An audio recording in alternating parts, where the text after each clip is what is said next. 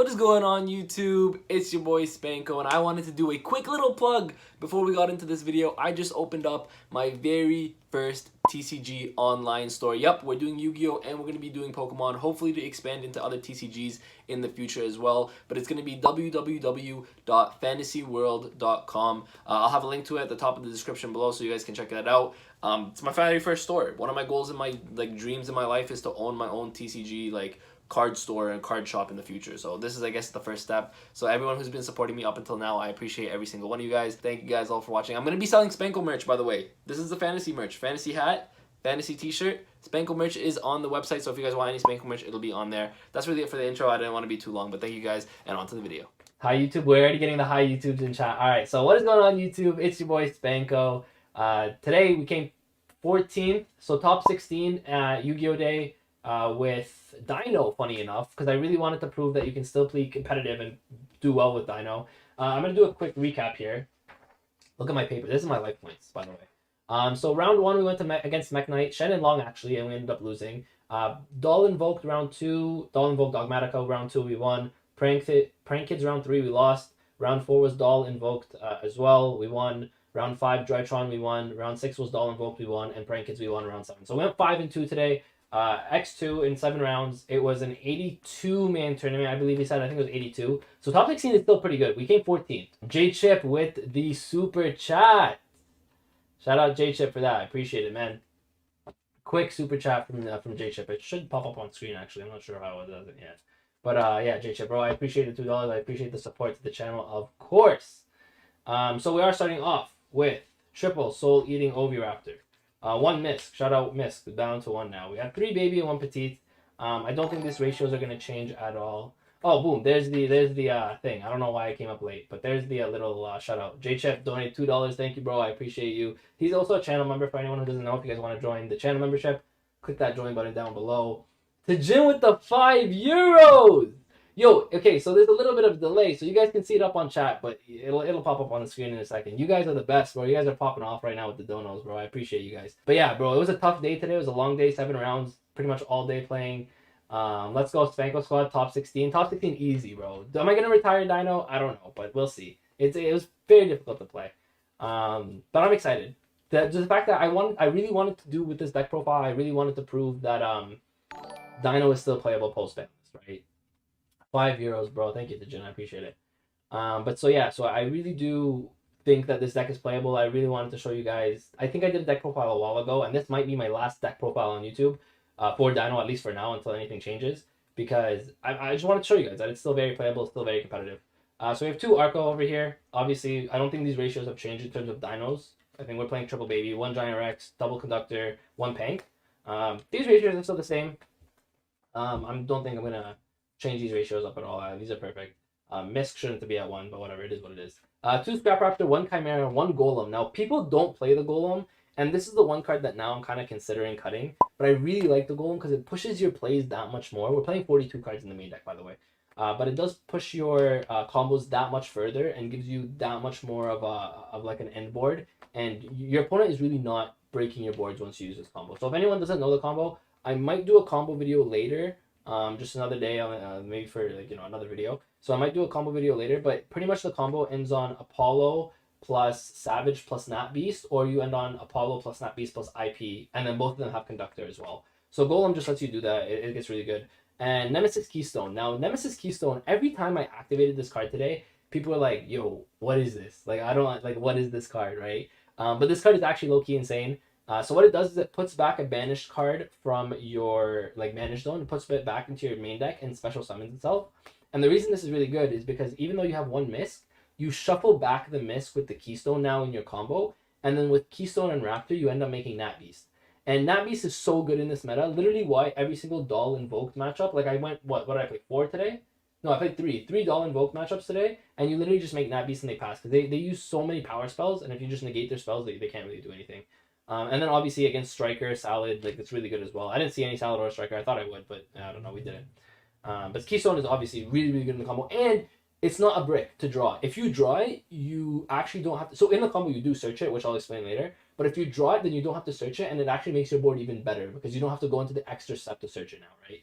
For hand traps, we're playing triple Ash and triple Imperm. Those are the only hand traps I'm playing. I decided to go with a different route with this deck. Instead of hand traps, I decided to play other traps, which I'll show you guys later as well.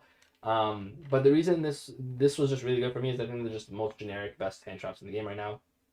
So that's really it for the main deck hand traps and monsters. I guess Imperm is not a monster, but it's a hand trap, right? Um, I don't remember the exact count of the monsters. I just know the total deck is 42, and 42 is perfectly fine in this because again, you do have cards like Golem that you don't want to draw, right?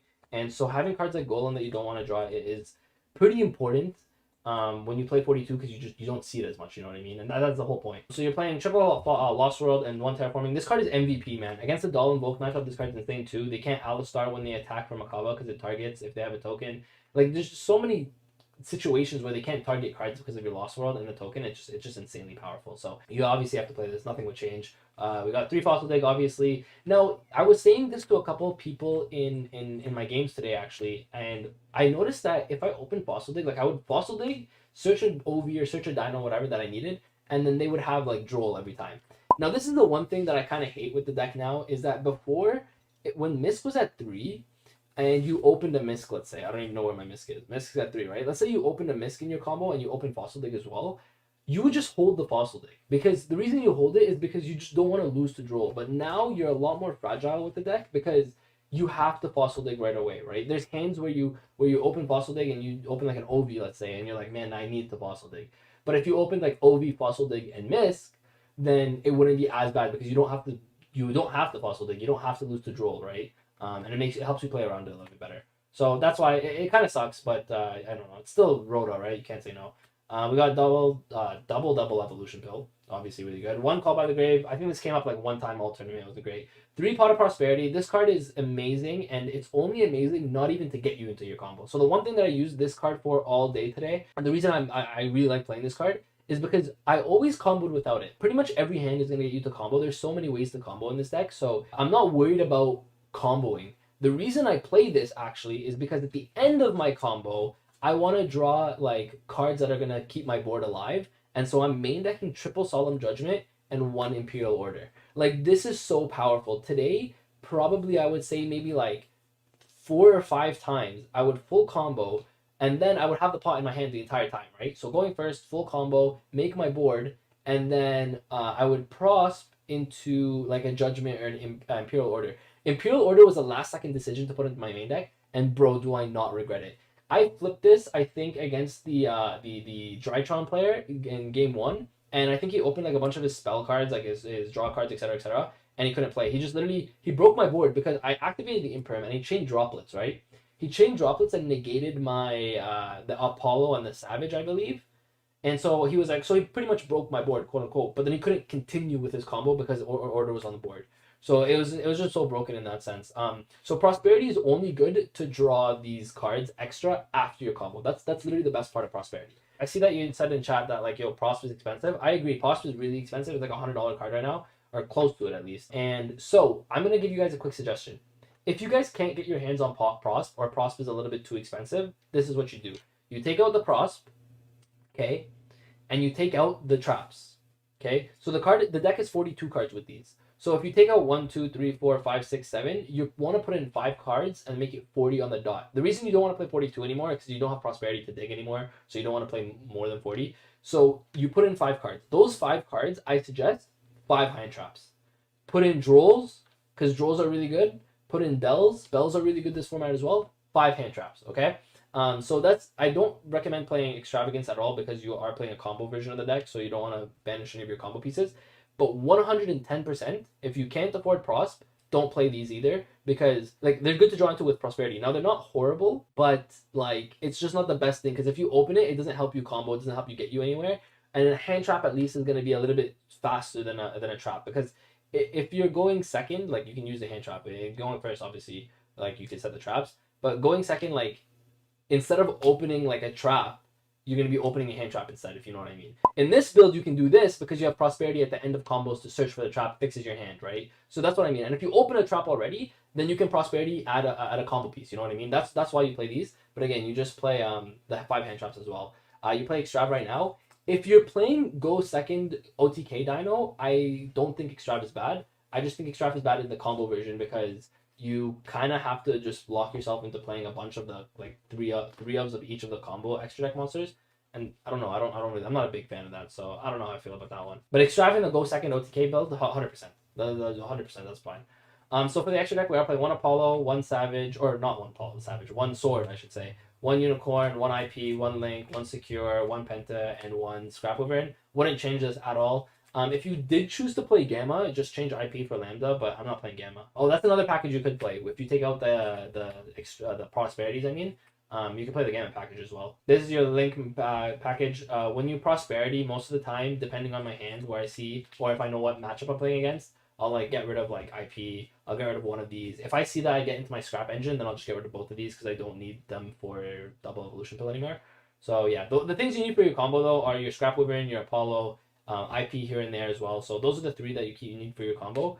And then Pentaseg is always good because it helps you just OTK and just do a bunch of damage going second. Then for this Synchros, we're playing one Savage and one Nat Beast, like I said. If you make Nat Beast against so many decks, it's just completely broken. Gulagia, Dolka, of course, Dweller, Tornado. I actually made Tornado once today. I didn't make Dweller at all today. I made both of these.